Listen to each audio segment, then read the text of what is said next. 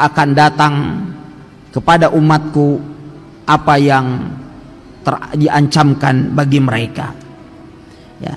Ikhwatal iman yang dimuliakan oleh Allah Subhanahu wa taala, para sahabat Nabi alaihi salatu wasalam adalah para hamba Allah yang paling bersih hatinya, yang paling mendalam ilmunya, yang paling baik akhlaknya. Sebagaimana hal itu dikatakan oleh Abdullah ibn Mas'ud radhiyallahu taala an. Oleh sebab itu beliau mengatakan, apabila di antara kalian ingin mengambil suri toladan, maka hendaklah mengambil suri toladan kepada orang-orang yang sudah meninggal. Maksudnya para sahabat Nabi alaihi salatu wasalam. Karena jikalau kita mengambil ketauladanan pada orang-orang yang masih hidup, maka kita tidak pernah tahu apa yang akan terjadi di akhir hayat mereka. Dan pada malam hari yang berbahagia ini, biidznillah ta'ala, kembali kita akan mendekatkan diri kepada Allah Subhanahu wa ta'ala dengan membahas biografi para sahabat Nabi alaihi salatu wasalam, karena mereka adalah merupakan qudwah dan suri toladan bagi kita sekalian setelah Nabi kita Muhammad alaihi salatu wasalam. Ya, kita akan melihat bagaimana perjuangan mereka di dalam membela agama Allah Subhanahu wa ta'ala, bagaimana pengorbanan yang telah mereka berikan untuk menegakkan agama Allah Subhanahu wa ta'ala, bagaimana usaha dan upaya mereka di dalam menegakkan agama Allah Subhanahu wa ta'ala untuk kita jadikan sebagai qudwah di dalam menegakkan agama Allah. Karena demi Allah, bahwasannya kita tidak akan pernah mencapai kemuliaan yang telah mereka capai kecuali manakala kita bersuri toladan kepada mereka. Ikhwatal iman, dan pada malam hari yang berbahagia ini biidznillah ta'ala kita akan membahas tentang sosok seorang sahabat Nabi alaihi salatu wasalam yang dijuluki dengan ghasilul malaikah, sosok seorang manusia yang dimandikan oleh para malaikat. Tidak ada seorang pun dari umat manusia yang disebutkan oleh nas bahwa dia dimandikan oleh para malaikat kecuali siapa? Hanzalah ibn Abi Amir, atau dikenal dengan Hanzalah ibn Rahib. Ya, Hanzalah anak seorang rahib. Hanzalah, ya, beliau adalah Hanzalah ibn Abi Amir yang dikenal dengan Ar-Rahib ibn Saifi dari kalangan Aus, dari penduduk Madinah, dari kalangan Ansar. Ayahnya, ya, dikenal dengan Abu Amir Ar-Rahib, Abu Amir sang rahib. Nama sesungguhnya adalah Amr. Namun kemudian karena dikenal ketekunannya di dalam ibadah semasa jahiliyah, maka kemudian dikenal dengan julukan Ar-Rahib, sang rahib pada masa jahiliyah. Dan sebelum datangnya Nabi SAW, ayah dari Hanzalah ini mengaku bahwa dirinya mengakui Al-Hanafiyah, As-Samhah, agama dan ajaran Nabi Ibrahim yang lurus. Dan sebelum Nabi SAW diutus, ia pun sangat menguasai tentang sifat-sifat, tentang sosok seorang Nabi yang akan diutus di akhir zaman. Dan ia pun seringkali melakukan sharing, bertukar informasi tentang karakteristik Nabi akhir zaman dengan orang-orang Yahudi dan orang-orang Nasrani yang saat itu hidup di Jazirah Arab. Ikhwatal iman yang dimuliakan oleh Allah Subhanahu wa ta'ala, oleh karena kesungguhannya di dalam beribadah, dikenal sebagai seorang rahib, maka kemudian dia pun dijuluki dengan julukan itu. Ya, oleh sebab itu Ibnu Sa'ad di dalam Tabaqatul Kubra, beliau mengatakan, mengutip dari riwayat Ammarah ibn Huzaimah ibn Thabit dari ayahnya, beliau mengatakan tidak ada seorang pun dari kalangan Aus dan Khazraj yang lebih mengetahui tentang sifat-sifat Nabi Muhammad alaihi salatu wasalam daripada Abu Amir. Jadi ayah dari Hanzalah ini betul-betul ia memiliki spesialisasi di dalam mengenal sifat seorang nabi yang akan muncul di akhir zaman pada saat itu. Ia pun mengatakan, ana alal hanafiyah, aku berada di atas agama Nabi Ibrahim yang lurus. Dan dia pun menampakkan kerahiban. Dia pun selalu menggunakan pakaian seorang rahib. Ia mengatakan bahwa aku ada di atas agama Nabi Ibrahim. Sampai kemudian tatkala Rasulullah SAW berhijrah ke Madinah, tiba-tiba kemudian Abu Amir Ar-Rahib, ayah dari Hanzalah ini, justru kemudian dia memiliki sifat hasad terhadap Nabi Muhammad SAW atas anugerah yang Allah Subhanahu wa taala berikan kepada Nabi Muhammad SAW. Di saat penduduk Madinah semuanya tunduk patuh kepada Nabi SAW, kepemimpinan ada di tangan Nabi SAW, sifat iri hati dan dengki ini muncul pada Ar-Rahib Abu Amir. Ia mengatakan, kenapa sih bukan saya yang seperti itu gitu.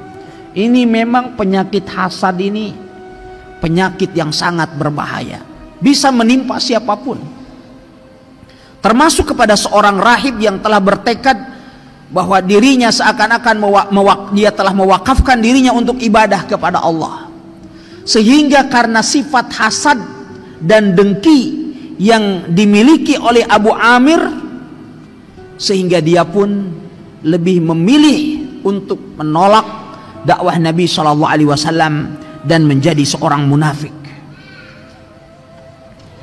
Ya, di saat berjumpa dengan Nabi SAW,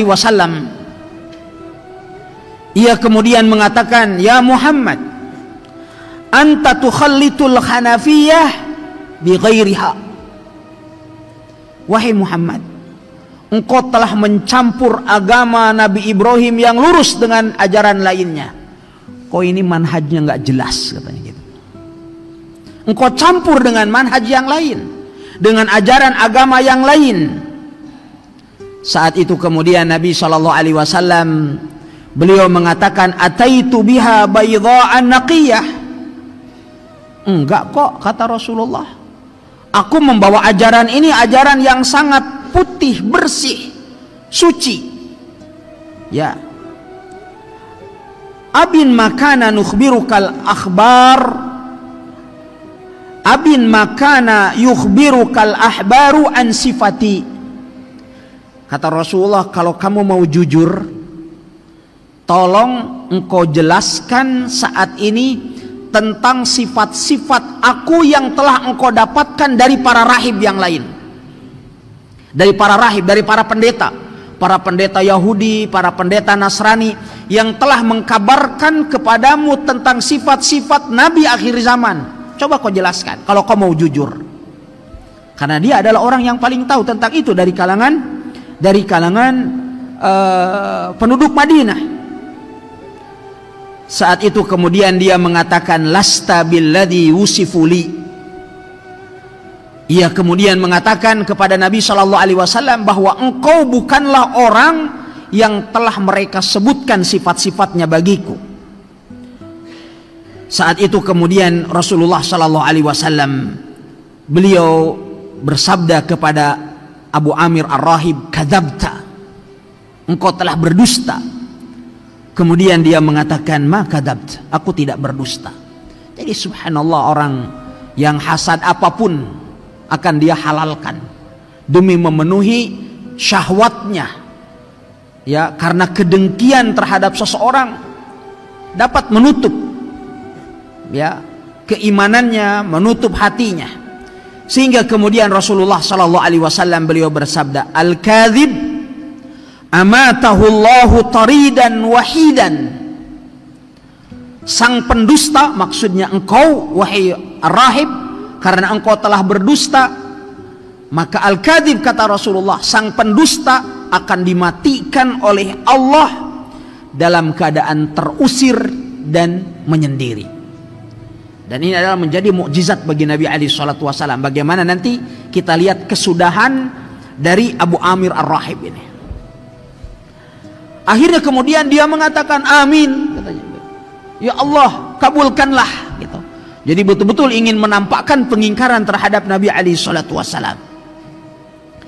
Akhirnya kemudian dia pun pergi menuju Makkah untuk berjumpa dengan orang-orang kafir Quraisy dan mengikuti agama mereka. Dan setelah itu dia pun meninggalkan kerahiban yang selama ini ia praktekkan dalam kehidupannya. Karena selama ini kan dia mengaku pengikut agama Nabi Ibrahim alaihissalam. Bahkan dia pun turut serta ikut berperang dengan Abu Sufyan memerangi Nabi alaihi salatu wasallam pada waktu perang Uhud. Dalam keadaan kafir memerangi Nabi alaihi salatu wasallam. Kemudian seusai perang Uhud, saat itu ia pun kembali ke Mekah bersama dengan orang-orang kafir Quraisy. Sampai terjadi penaklukan kota suci Makkah.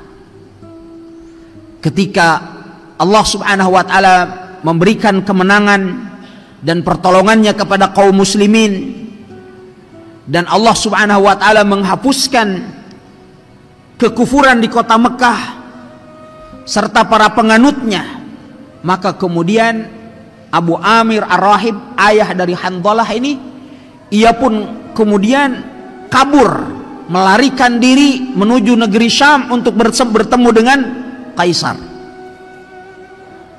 Sehingga pada akhirnya dia mati di sana dalam keadaan terusir dari Mekah dan mati dalam keadaan ketersendirian, sehingga kemudian Kaisar membagikan harta pusakanya kepada Kinanah bin Abdi Yalail, ya. Adapun putranya yaitu Hanzalah yang menjadi sosok sahabat Nabi SAW yang akan kita bahas pada malam hari ini, maka beliau radhiyallahu ta'ala anhu adalah merupakan seorang pemuka sahabat. Ibunya, ya, Rabah binti Malik ibn Amr ibn Abdul ibn Aziz ibn Malik ibn Auf dari Bani Auf. Dan Hanzalah menjadi seorang pembesar sahabat, pembesar kaum muslimin pada saat itu. Beliau masuk Islam bersamaan dengan kaum Ansar. Ketika Nabi SAW tiba di Madinah, di saat beliau SAW berhijrah, beliau adalah salah seorang sahabat yang memiliki jasa besar di dalam perjuangan Nabi SAW. Nabi SAW telah mempersaudarakan beliau dengan Syammas ibn Utsman al-Mahzumi radhiyallahu ta'ala an. Sedangkan di saat awal mula datangnya Nabi SAW ke Madinah, tentu saja Hanzalah bin Abi Amir karena melihat kondisi ayahnya yang sangat membenci Rasulullah Sallallahu Alaihi Wasallam. Namun beliau pun kemudian merasakan bahwa ia memiliki teman senasib sepenanggungan, di mana ada sosok seorang sahabat Rasul Sallallahu Alaihi Wasallam yang mengalami penderitaan serupa dengan beliau, yaitu Abdullah ibn Ubay ibn Salul, putra dari tokoh munafik di zaman Nabi alaihi salatu wasallam. Jadi ada Abdullah ibn Ubay ibn Salul, ini yang bapaknya tokoh kemunafikan, putranya namanya Abdullah juga. Ya, namanya Abdullah ibn Ubay ibn Salul. Bapaknya tokoh munafik, tapi anaknya ini seorang sahabat yang mulia. Sehingga antara Hanzalah dengan Abdullah ibn Ubay ada persahabatan. Bahkan Abdullah ibn Ubay menjodohkan Hanzalah ibn Abi Amir dengan saudarinya yang bernama Jamilah binti Abdullah ibn Ubay ibn Salul. Sehingga terjadilah pernikahan antara Hanzalah ibn Abi Amir Ar-Rahib dengan Jamilah binti Abdullah ibn Ubay ibn Salul, tokoh kemunafikan di zaman Rasulullah sallallahu alaihi wasallam. Semakin hari keimanan Hanzalah semakin kuat. Demikian juga dengan keimanan dari Abdullah ibn Ubay ibn Salul. Ya. Sementara di sisi lain, ayah keduanya semakin hari semakin munafik, semakin memerangi Nabi SAW. Sehingga suatu ketika pernah Hanzalah meminta izin kepada Nabi SAW untuk membunuh ayahnya. Ia mengatakan, "Ya Rasulullah, aqtulu abi." Wahai Rasulullah, bolehkah saya bunuh ayah saya? Rasulullah SAW kemudian beliau menjawab, "La taqtul abak." Wahai Hanzalah, jangan kau bunuh ayahmu. Ya, ikhwatal iman yang dimuliakan oleh Allah Subhanahu wa taala, Hanzalah adalah sosok seorang sahabat yang sangat lembut hatinya. Sehingga hadisnya yang sangat terkenal, ya, diriwayatkan dari Hanzalah bahwa Hanzalah ini juga manakib beliau yang lain, bahwa Hanzalah ini adalah salah seorang penulis wahyu Nabi alaihi salatu wasallam. Suatu ketika Hanzalah merasakan kegalauan pada dirinya. Katanya, "Kenapa aku merasakan sesuatu yang sangat mengkhawatirkan dalam diriku? Kalau aku sedang berada di hadapan Nabi SAW, berkumpul dengan Rasulullah dan para sahabat yang lain, keimananku serasa kuat, serasa bertambah. Di saat Nabi SAW menjelaskan tentang surga, seakan-akan surga itu ada di hadapannya. Ketika Nabi SAW menjelaskan tentang neraka, seakan-akan beliau melihat neraka secara langsung. Dan beliau pun keyakinannya semakin bertambah dan keimanannya semakin kuat. Tetapi sepulang dari kajian, dari majelis Nabi SAW, kok keimanan ini serasa turun. Ketika bertemu dengan anak istri, ketika mengurusi kehidupan rumah tangga atau harta benda, keimanan itu seakan-akan hilang, disibukkan dengan urusan-urusan dunia. Wah, jangan-jangan, kata beliau, aku ini telah munafik. Akhirnya kemudian kegalauan itu muncul pada diri Hanzalah, sehingga suatu ketika beliau bertemu dengan Abu Bakar As-Siddiq radhiyallahu taala anhu. Kemudian Abu Bakar bertanya kepada Hanzalah, "Kaifa anta ya Hanzalah?" Bagaimana keadaanmu wahai Hanzalah? Kemudian Hanzalah mengatakan, "Nafaqa Hanzalah." Hanzalah telah menjadi munafik wahai Abu Bakar. Saat itu kemudian Abu Bakar As-Siddiq radhiyallahu anhu beliau mengatakan, "Subhanallah, ma taqul?" Wahai Hanzalah, apa yang kau katakan? Yang benar aja kamu. Jangan main-main. Ini kalimat yang sangat besar. Kemudian Hanzalah menjelaskan, nakunu inda Rasulillah sallallahu alaihi wasallam yudzakkiruna bin nari wal jannah hatta ka'anna ra'al ain. Beliau mengatakan, kami yang aku rasakan di saat aku bersama dengan Rasulullah SAW menyebutkan tentang surga dan neraka, kita saat itu begitu yakin seakan-akan kita melihat surga dan neraka di depan mata. Fa idza kharajna min indi Rasulillah sallallahu alaihi wasallam asafna al-azwaj wal aulad wad dhai'at fanasina katsira. Tetapi setelah aku keluar dari Rasulullah sallallahu alaihi wasallam, kemudian sibuk hidup bersama dengan istri, anak-anak, harta benda, aku kemudian banyak lupa mengingat Allah Subhanahu wa taala. Saat itu kemudian Abu Bakar As-Siddiq radhiyallahu anhu beliau mengatakan, "Fa wallahi inna lanalqa misla hadza." Wah, kata Abu Bakar, kalau seperti itu saya pun begitu juga. Bahaya nih kalau begitu. Akhirnya kemudian mereka mengatakan, kalau begitu mari kita tanyakan dan pergi kepada Nabi sallallahu alaihi wasallam. Saat itu kemudian mereka pun datang menghadap kepada Nabi alaihi salatu wasallam. Kemudian Hanzalah mengatakan, "Nafaqa Hanzalah ya Rasulullah." Hanzalah telah menjadi munafik wahai Rasulullah. Faqala Rasulullah sallallahu alaihi wasallam. Saat itu kemudian Nabi sallallahu alaihi wasallam beliau bersabda, "Wa madzak?" Kenapa kok bisa katakan seperti itu? Bisanya, itu orang Kendari itu. Ya. Bisanya kok seperti itu? Bisanya kok katakan seperti itu?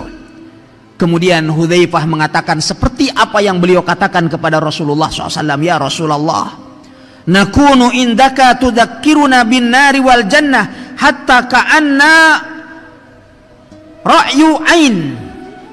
Wahai Rasulullah, kami seringkali datang kepadamu, lalu engkau mengingatkan kepada kami tentang surga dan neraka, sehingga kami seakan-akan melihat surga dan neraka itu di hadapan mata kami. Fa idza kharajna min indik, namun apabila kami telah keluar dari sisimu, asafna al-azwaja wal aulada wad dhai'at nasina katsira. Setelah kami keluar darimu, kami kemudian disibukkan dengan anak, istri, harta benda, sehingga kami banyak lupa. Saat itu kemudian Rasulullah sallallahu alaihi wasallam beliau bersabda, "Walladzi nafsi biyadihi." Demi yang jiwaku ada di tangannya, "In law tadumuna ala ma takununa indi wa fi dzikri la safahatkumul malaikah ala furushikum wa fi turuqikum." Wahai Hanzalah, andaikan keadaan kalian seperti atau terus menerus seperti keadaan kalian di saat kalian berada di sisiku, dan terus menerus kalian ingat kepada Allah, melakukan terus ibadah tanpa henti, maka niscaya para malaikat akan menyalami kalian baik di rumah-rumah kalian atau di jalanan-jalanan. Kalau seperti itu berarti kalian telah menandingi para malaikat dalam ibadah. Hanya malaikat yang bisa beribadah dengan tanpa henti. Kemudian Rasulullah SAW beliau bersabda, "Walakin ya Hanzalah, sa'atan sa'ah. Walakin ya Hanzalah, sa'atan sa'ah. Walakin ya Hanzalah, sa'atan sa'ah." Rasulullah kemudian menyebutkan 3 kali, akan tetapi wahai Hanzalah, sesaat dan sesaat. Artinya ada masanya bagi kita sekalian untuk fokus beribadah kepada Allah, dan ada pada saatnya pula kita harus memenuhi kebutuhan kita untuk melakukan perkara-perkara yang mubah, yang itu pun sesungguhnya bagi seorang muslim adalah merupakan bagian dari ibadah kepada Allah Subhanahu wa ta'ala. Ya, ini adalah menjadi sebuah kaidah. Walakin sa'atun sa'ah. Oleh sebab itu tidak mungkin bagi manusia untuk terus saja beribadah, meninggalkan kewajiban-kewajiban kita terhadap anak istri, terhadap harta benda. Ini tidak mungkin. Sa'atan sa'ah, ini kaidah. Ya, jadi Islam tidak menuntut kita untuk terus duduk ikut kajian,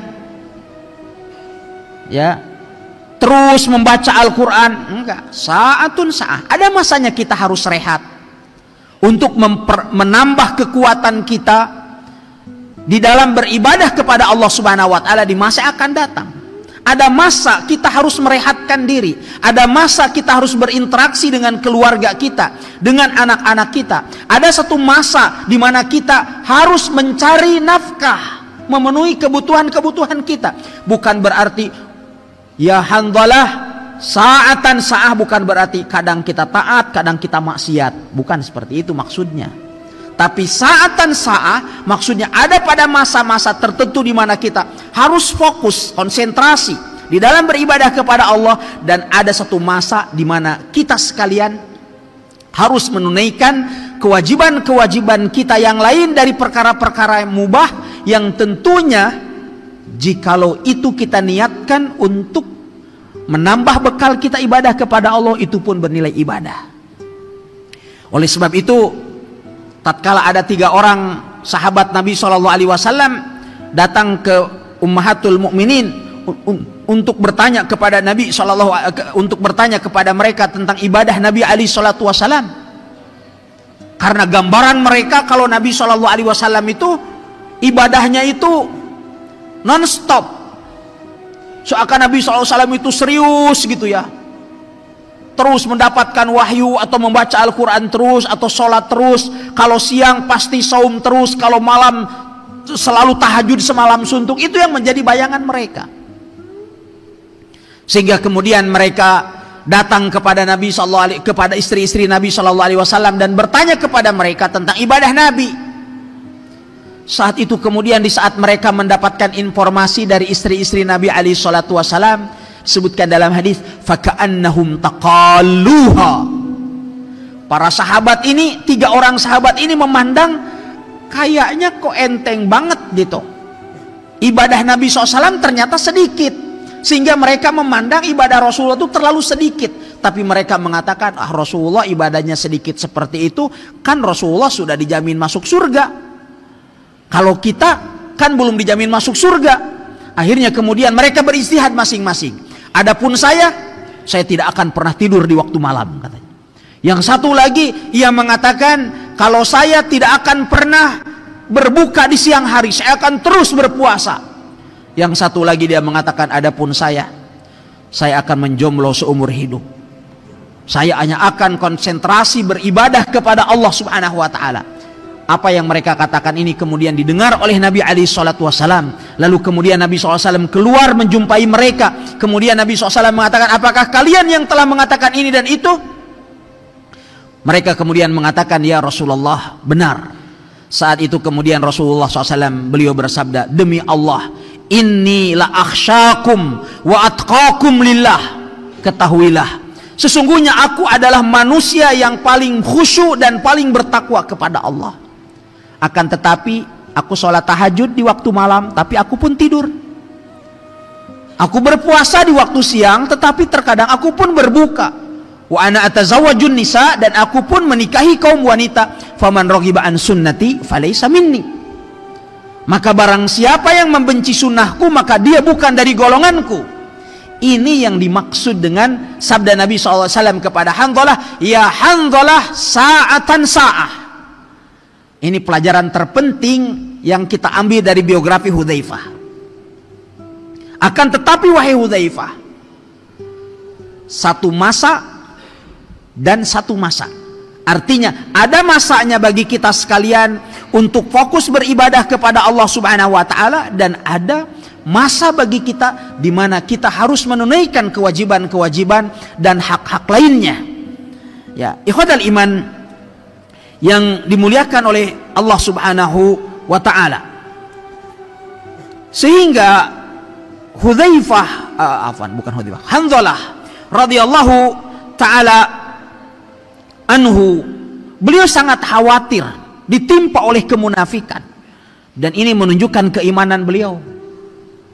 Oleh sebab itu Para ulama mengatakan tidak ada orang yang tidak takut dengan kemunafikan kecuali orang munafik. Kalau orang yang beriman pasti dia takut dengan kemunafikan, karena jangan-jangan selama ini ibadah yang dia dilakukan atas dasar nifak. Sehingga Umar ibn al-Khattab radhiyallahu anhu, beliau datang kepada Hudzaifah. Umar ibn al-Khattab yang keimanannya disebutkan oleh Nabi SAW dalam mimpi beliau, kan, di saat Rasulullah SAW bermimpi melihat berbagai macam golongan manusia di dalam mimpi beliau. Kata Rasulullah, sebagian manusia ada yang tidak berpakaian, sebagian manusia yang lain pakaiannya ada yang hanya sampai pinggang, ada sebagian manusia pakaiannya hanya menutup dada. Namun saya melihat Umar ibn al-Khattab radhiyallahu ta'ala anhu menggunakan pakaian yang sempurna, bahkan pakaian yang lebar. Para sahabat kemudian bertanya kepada Nabi alaihi salatu wasallam, wahai Rasulullah, apa penafsiran dan takwil mimpi dari baju itu, dari pakaian itu? Rasulullah SAW mengatakan, din, agama. Ini menunjukkan bahwa agama Umar ibn al-Khattab radhiyallahu anhu itu sempurna gitu. Beliau saja itu sangat takut dari kemunafikan, sehingga datang kepada Hudzaifah. Beliau mengatakan, wahai Hudzaifah. Hudzaifah adalah pemegang rahasia Nabi SAW.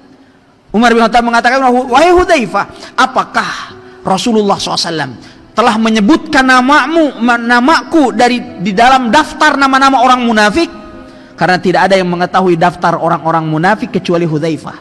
Oleh sebab itu beliau dijuluki Sahibus Sirrin Nabi SAW, pemegang rahasia Nabi SAW. Jadi Umar bin Khattab sangat takut, sehingga beliau berdoa kepada Allah dengan mengatakan, Allahumma inni a'udzubika min khusyu'in nifaq. Di antara doa Umar bin Khattab, ya Allah, aku berlindung kepadamu dari kehusyuan orang-orang munafik. Terlihat khusyuk tapi hatinya tidak khusyuk. Demikian juga Hanzalah. Sehingga kemudian beliau tadi karena rasa takutnya terhadap kemunafikan, maka ia pun bertanya secara langsung kepada Nabi SAW. Ikhwatal iman yang dimuliakan oleh Allah Subhanahu wa ta'ala, tadi kita sebutkan bahwa karena kedekatan Hanzalah kepada Abdullah ibn Ubay ibn Salul, maka tentu sebagai kakak atau saudara yang baik dari seorang akhwat, dia akan mencarikan seorang lelaki yang saleh untuk saudarinya. Dan ini kaidah loh. Jika antum ingin menjadi ayah yang baik, menjadi wali yang baik bagi anak perempuan antum, bagi saudari antum, carikan mereka pasangan hidup yang saleh. Jangan biarkan anak-anak perempuan kita atau saudari-saudari kita mencari jodoh, berselancar di dunia maya, nyari jodoh di TikTok, di Instagram dan lain sebagainya. Enggak, carikan seorang lelaki yang soleh yang bisa mendampinginya. Dan itu yang dilakukan oleh Abdullah. Ia kemudian menjodohkan Hanzalah dengan saudarinya yang bernama Jamilah binti Abdullah ibn Ubay ibn Salul. Sampai kemudian pada akhirnya terjadilah pernikahan itu. Pernikahan itu terjadi sehari sebelum terjadinya perang Uhud.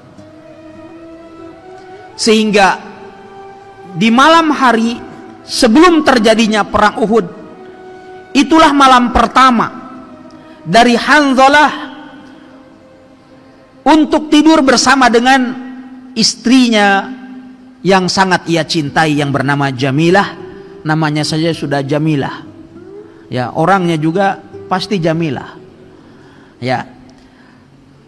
Itu adalah merupakan malam pertama bagi Hanzalah untuk tidur bersama dengan istrinya. Di malam itu pun, di saat para sahabat radhiyallahu taala anhum sibuk melakukan persiapan untuk berjihad di jalan Allah Subhanahu wa taala, Nabi SAW memberikan izin kepada Hanzalah untuk tidur bersama dengan istrinya di malam pertama, malam pernikahan. Hanzalah pun kemudian memanfaatkan izin dari Nabi SAW tersebut. Sampai kemudian beliau pun melaksanakan sholat subuh. Setelah sholat subuh, beliau kembali ke rumahnya. Tiba-tiba istrinya kembali memanggilnya. Dan kemudian pengantin baru yang baru menikah semalam, ia pun kembali melakukan hubungan suami istri setelah sholat subuh itu. Belum lagi ia sempat mandi junub, tiba-tiba terdengar seruan dan panggilan untuk berjihad di jalan Allah Subhanahu wa ta'ala. Karena semangatnya dan daya juangnya yang begitu tinggi untuk menegakkan agama Allah Subhanahu wa ta'ala, beliau pun tidak ingin ketinggalan dan memiliki kesempatan yang terlewatkan, sehingga kemudian ia pun segera menyusul Nabi Sallallahu Alaihi Wasallam untuk berangkat menuju perang Uhud. Sampai kemudian pada akhirnya nampaknya Hanzalah saat itu agak terlambat. Beliau datang kepada Nabi Sallallahu Alaihi Wasallam, sedangkan Nabi Sallallahu Alaihi Wasallam saat itu sedang menyiapkan pasukan, meluruskan barisan pasukan kaum muslimin, sehingga tatkala pertempuran dimulai pada saat itu, maka Hanzalah radhiyallahu taala anhu langsung berhasil menerobos pasukan musuh, dan bahkan beliau langsung bisa menembus komandan tertinggi pasukan Quraisy saat itu yang dipimpin oleh Abu Sufyan, sehingga beliau pun berhasil memukul kaki dari kuda Abu Sufyan, yang mengakibatkan Abu Sufyan pun kemudian pada akhirnya terjatuh dari kudanya. Saat itu kemudian Abu Sufyan berteriak meminta pertolongan pada orang-orang yang di sekitarnya, karena pertempuran baru dimulai, tiba-tiba kok komandannya sudah terpukul jatuh, jatuh dari kudanya, sehingga kemudian ia mengatakan, ya ma'syara Quraisy, ana Abu Sufyan ibn Harb. Wahai orang-orang Quraisy kalian, aku adalah Abu Sufyan ibn Harb. Kini Hanzalah berusaha untuk menyembelihku, katanya gitu. Akhirnya kemudian orang-orang kafir Quraisy, pasukan Quraisy pada saat itu langsung menghampiri Abu Sufyan dan kemudian berusaha untuk melindunginya dan melakukan penyerangan kepada Hanzalah, sehingga pada saat itu pun Hanzalah gugur mati syahid radhiyallahu taala anhu wa ardhah. Ikhwatal iman yang dimuliakan oleh Allah Subhanahu wa taala, ketika Hanzalah sudah tertusuk dengan 2 tombak, saat itu beliau masih sadar, belum meninggal. Bapaknya saat itu lewat, karena bapaknya kan ada di pasukan musuh. Bapaknya kemudian lewat. Saat itu Hamzah, paman Nabi alaihi salatu wasalam, juga sudah mati syahid, dibunuh oleh Wahsy radhiyallahu ta'ala anhu sebelum beliau masuk Islam. Demikian juga dengan Abdullah ibn Jahsh. Saat itu bapaknya kemudian mengatakan kepada kepada Hanzalah, in kuntu la uhadziruka hadzal rajul min qabli hadzal masra. Wahai putraku, sungguh aku telah mengingatkanmu sebelum engkau mengalami peristiwa ini, agar engkau tidak mengikuti orang ini, maksudnya Rasulullah sallallahu alaihi wasallam. Wallahi in kunta labaran bil walid, demi Allah wahai putraku, sungguh engkau adalah anak yang sangat berbakti kepada orang tua. Syarifal khalqi fi hayatik, engkau adalah orang yang memiliki akhlak yang sangat baik. Wa inna mamataka lama asurati ashabika wa ashrafihim. Sungguh kematianmu adalah kematian yang mulia bersama dengan orang-orang yang mulia dari teman-temanmu. Wa in jazallahu hadzal qatil wa in jazallahu hadzal qatil Hamzah khairan aw ahadan min ashabi Muhammad fajazakallahu khairan. Jadi sebenarnya si Abu Amir Ar-Rahib ini kan dia yakin bahwa itu ada Nabi sallallahu alaihi wasallam. Sehingga kemudian dia mengatakan, maka semoga Allah memberikan balasan yang baik kepada orang ini, ditunjuknya Hamzah, dan kepada setiap orang yang terbunuh bersama dengannya, semoga Allah membalas mereka dengan kebaikan itu. Karena ya tadi karena kedengkian dan hasadnya tadi, ini yang membuat kemudian Ar-Rahib Abu Amir, ayah dari Hanzalah, menolak dakwah. Padahal sesungguhnya dia yakin bahwa yang disampaikan oleh Nabi SAW itu benar. Akhirnya kemudian setelah Hanzalah tersungkur jatuh, maka saat itu kemudian ayahnya mengatakan, ya ma'syara Quraisy, Hanzalatu la yumathal bihi, fa innahu wa in kana qad khalafani wa khalafakum falam ya'lu li nafsihi fima yara khaira. Beliau katakan, wahai orang-orang Quraisy kalian, jangan pernah kalian memutilasi putraku Hanzalah. Karena kalaupun seandainya dia itu telah menyelisihiku dan menyelisihi kalian, ketahuilah sesungguhnya Hanzalah itu adalah orang yang sangat baik. Ya, famuthilu bin nas. Ya, maka jikalau kalian mau mutilasi, mutilasilah, tetapi jangan pada anakku. Sehingga kemudian mereka pun seperti Hindun binti Utbah kemudian melakukan mutilasi terhadap Hamzah, tetapi mereka tidak melakukan hal itu pada Hanzalah radhiyallahu taala anhu ardah. Ikhwatal iman yang dimuliakan oleh Allah Subhanahu wa taala. Sedangkan Abu Sufyan di saat melihat Hanzalah saat itu dalam keadaan tersungkur syahid, maka Abu Sufyan, pembesar sekaligus komandan pasukan Quraisy pada saat itu, mengatakan, Hanzalah bi Hanzalah. Adapun Hanzalah maka cukuplah dia sebagai balasan bagi Hanzalah. Karena Hanzalah, maksudnya Hanzalah ibn Abi Amir, cukup menjadi tebusan bagi balas dendam Abu Sufyan yang memiliki anak Hanzalah yang telah terbunuh pada waktu perang Badar. Jadi setahun sebelumnya anak dari Abu Sufyan juga namanya Hanzalah telah ikut berperang melawan kaum muslimin pada waktu perang Badar, dan dia terbunuh pada waktu perang Badar itu. Sehingga Abu Sufyan ia mengatakan, Hanzalah bi Hanzalah. Hanzalah ini adalah merupakan tebusan bagi Hanzalah putraku yang terbunuh pada waktu perang Badar. Ikhwatal iman yang dimuliakan oleh Allah Subhanahu wa taala, ketika pertempuran itu selesai, perang Uhud selesai, kaum muslimin kemudian mengumpulkan para korban dari syuhada Uhud yang jumlahnya ada 70 orang sahabat gugur pada saat itu. Rasulullah sallallahu alaihi wasallam, beliau mendapatkan Hanzalah seperti baru mandi junub. Tidak ada hujan, tidak ada air yang cukup dibawa oleh para sahabat, tetapi terlihat dari rambut Hanzalah basah kuyup, seakan-akan beliau baru mandi pada saat itu.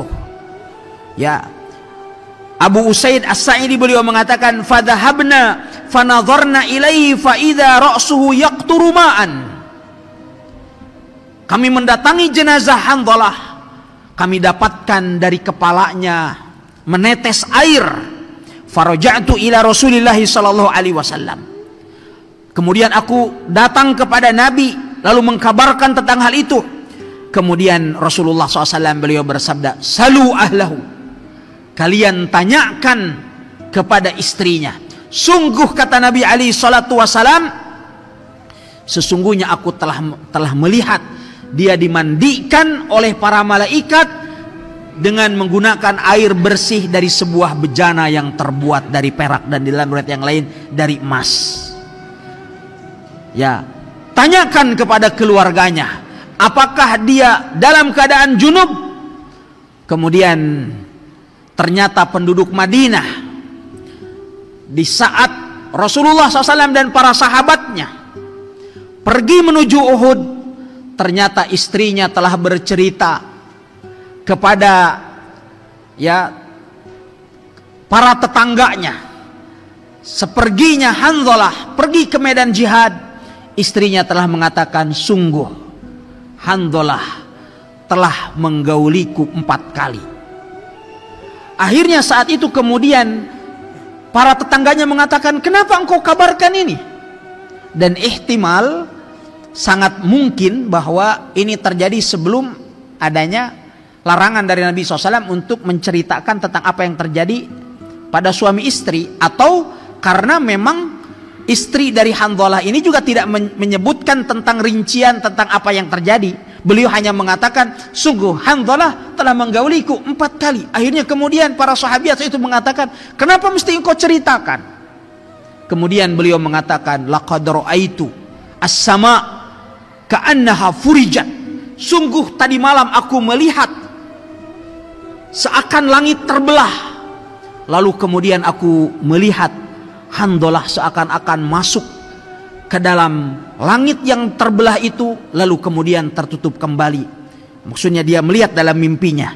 Maka aku takwilkan bahwa Hanzalah itu akan mati syahid. Dan setelah hal itu dikabarkan kepada Nabi SAW, semakin menguatkan apa yang dikatakan oleh istrinya tadi, bahwa ternyata Hanzalah, beliau pada saat itu tidak sempat untuk mandi junub di saat Hanzalah berangkat untuk berjihad di jalan Allah Subhanahu wa taala, sehingga Hanzalah dimandikan oleh para malaikat, dan tidak ada seorang pun dari manusia yang dimandikan oleh para malaikat selain daripada Hanzalah. Dan ini adalah merupakan manqabah atau keutamaan bagi Hanzalah bin Abi Amir Ar-Rahib radhiyallahu ta'ala anhu wa ardahu. Ikhwatal iman yang dimuliakan oleh Allah Subhanahu wa taala, demikian biografi dari sahabat yang mulia Hanzalah ibn Abi Amir Ar-Rahib radhiyallahu ta'ala anhu ardah. Semoga kita dapat mengambil ibrah dan pelajaran darinya. Wallahu ta'ala alam, wa sallallahu wasallam ala nabiyina Muhammad. Taib, alhamdulillah, demikian kajian yang telah disampaikan oleh guru kita, kisah dari perjalanan kehidupan salah seorang sahabat yang mulia, yaitu Hanzalah ibn Abi Amir. Kemudian selanjutnya kita berikan kesempatan bagi hadirin untuk yang memiliki pertanyaan. Tafadhal, kami persilakan.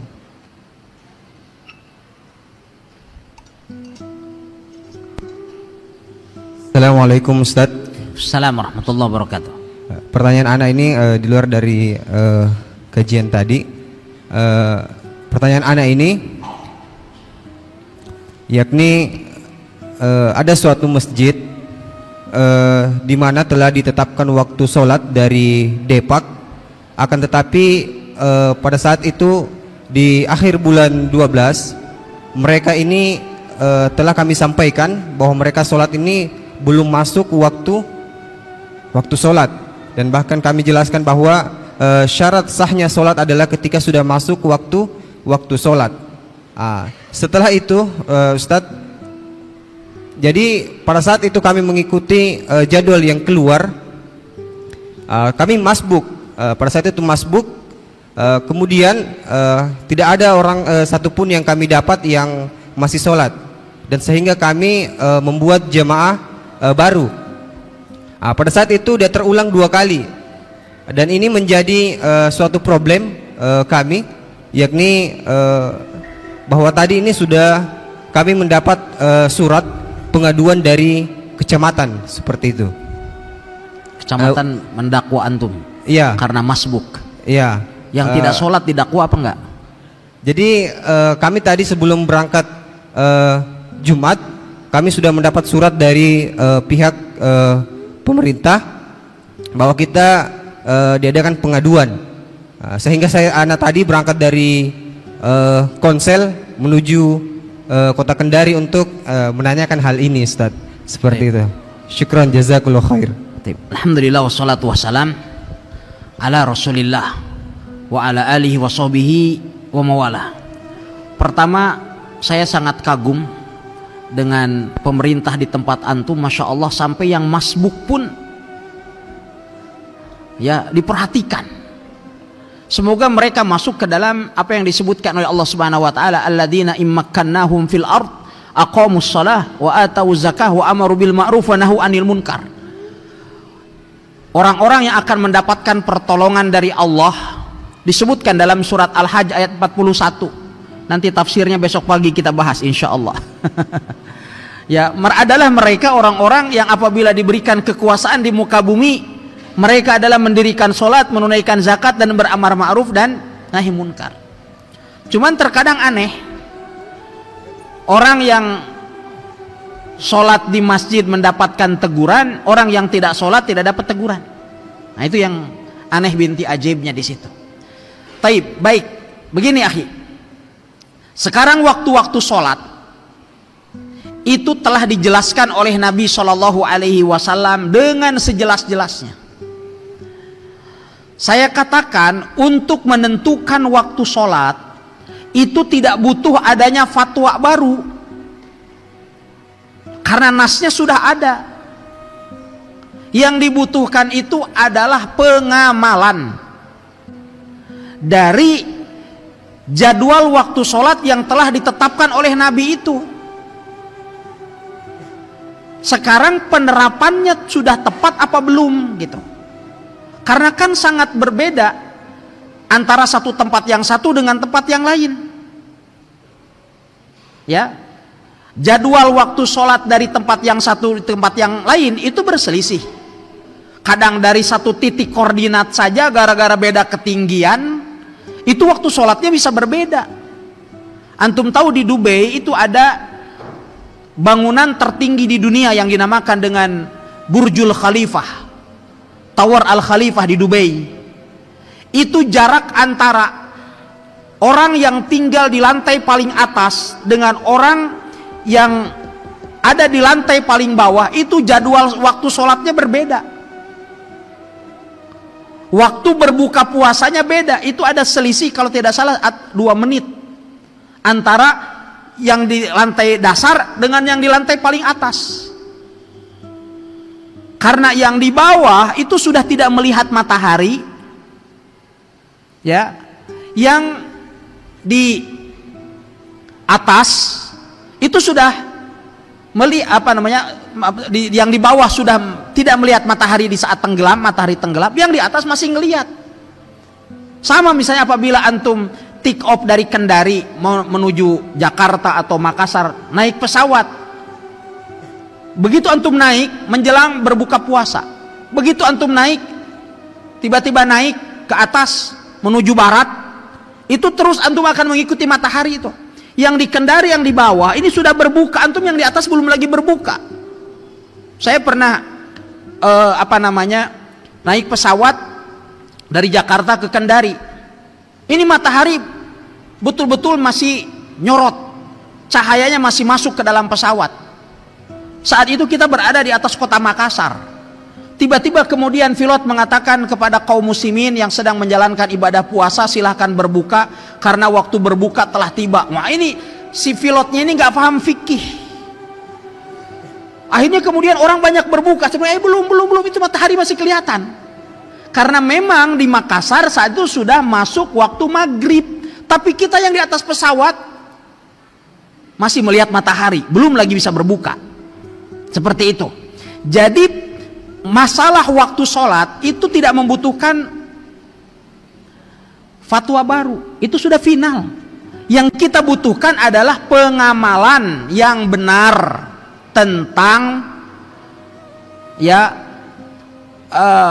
masuknya waktu sholat, sehingga kita harus memastikan bahwa kita tidak melaksanakan sholat kecuali benar-benar telah memasuki waktu. Innas sholata kanat alal mu'minina kitaban mauquta. Sesungguhnya sholat itu merupakan kewajiban atas orang-orang yang beriman pada waktu yang telah ditentukan. Lagian sholat itu boleh dilakukan ada di antara kedua waktu. waktu awal dan waktu akhir. Oleh sebab itu sepulang Nabi SAW dari Isra Mi'raj, Jibril kan keesokan harinya datang di awal waktu, semua di awal waktu. Lusanya keesokan berikutnya Jibril alaihissalam datang kemudian di akhir waktu. Kemudian Jibril mengatakan sholat di antara kedua waktu ini. Tapi kalau seandainya antum masih sholat pada waktu yang diperbolehkan, lalu kenapa kemudian ada protes? Ini mungkin kurang kerjaan itu. Ini yang pertama. Kemudian yang saya katakan juga, misalnya sekarang ketika kita menyerukan agar orang memperhatikan fajar shodiq, agar ya memperhatikan terbitnya fajar shodiq, pastikan masing-masing daerah. Sekarang di Kendari misalnya, fajar shodiq ini terbitnya jam berapa? Itu kita harus perhatikan, dan kita sudah melakukan penelitian itu berkali-kali bersama dengan Ikhwah Wiadu An-Nur juga, bahkan mereka sampai camping di pantai. Perhatikan, 2 hari yang lalu saya di Raja Ampat, 3 hari yang lalu kita di pantai. Jadwal waktu sholat saat itu saya lihat di Google itu jam 4:43. Saya bersama dengan Ustadz Ambotang saat itu.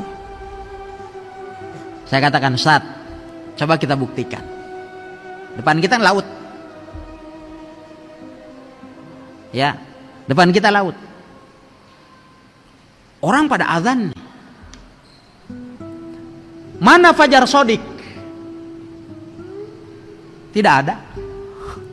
Gelap. Tidak ada. Antum kalaupun jelas-jelas kita tahu bahwa fajar shodiq itu tidak kelihatan, tidak ada. Walaupun orang sholat jamaah, kita yakini belum masuk waktu kok. Iya kan? Jadi kita tidak membuat waktu baru untuk sholat, enggak. Ini bukan fatwa. Ini ranah pengamalan. Kalau ada orang sholat di awal waktu, sah apa tidak sholatnya? Disepakati oleh para ulama, sholatnya tidak sah. Walaupun tentu saya mengatakan bahwa mereka berarti sholatnya tidak pada sah, enggak. Mereka mengamalkan apa yang mereka ketahui. Tetapi tugas kita adalah mensosialisasikan tentang fajar shodiq ini. Ini bukan membuat kegaduhan, enggak. Ingin menyelamatkan ibadah umat Islam. Perbedaannya itu, dan bahkan disebutkan termasuk Profesor Ahmad Zahra yang kemarin videonya sempat viral tentang Wahabi kan. Beliau beberapa bulan yang lalu itu baru pulang dari Turki. Beliau kemudian mengatakan bahwa oleh-oleh terbesar yang saya dapatkan sepulang saya dari Turki adalah tentang masalah fajar shodiq. Di Indonesia ini bahwasannya jadwal waktu sholat abadi yang saat ini beredar, bahwa waktu fajar shodiq itu ditentukan bahwa ketika matahari ada 20 derajat di bawah ufuk, dan itu tidak pernah terjadi sepanjang masa.